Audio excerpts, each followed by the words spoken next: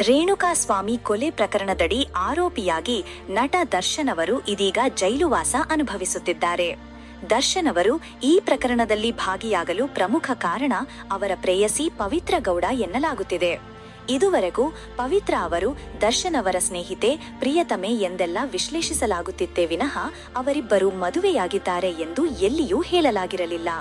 ಆದ್ರೆ ಇದೀಗ 10 ವರ್ಷದ ಹಳೆಯ ಫೋಟೋಗಳು ವೈರಲ್ ಆಗುತ್ತಿದೆ.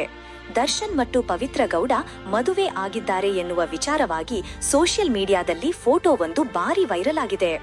ಪವಿತ್ರ ಕುತ್ತಿಗೆಯಲ್ಲಿ ಅರಿಶಿಣದ ದಾರ ಇರುವ ತಾಳಿ ಹಾಕಿಕೊಂಡಿದ್ದು, ಮದುವೆ ಡ್ರೆಸ್ನಲ್ಲಿ ದರ್ಶನ್ ಮತ್ತು ಪವಿತ್ರ ಅದರಲ್ಲಿ ಇರುವುದನ್ನು ಕಾಣಬಹುದು. ಅಲ್ಲದೆ ದರ್ಶನ್ಗೆ ಪವಿತ್ರ ಊಟ ಮಾಡಿಸುತ್ತಿರುವ ಫೋಟೋ ಕೂಡ ವೈರಲ್ ಆಗಿದೆ. ಹಾಗಾಗಿ ಈ ಒಂದು ಫೋಟೋಗಳು ಸಾಮಾಜಿಕ ಜಾಲತಾಣದಲ್ಲಿ ವೈರಲ್ ಆಗಿದ್ದು, ದರ್ಶನ್ ಮತ್ತು ಪವಿತ್ರ ಮದುವೆಯಾಗಿದ್ರಾ ಎನ್ನುವ ಅನುಮಾನ ಹುಟ್ಟಿಕೊಂಡಿದೆ.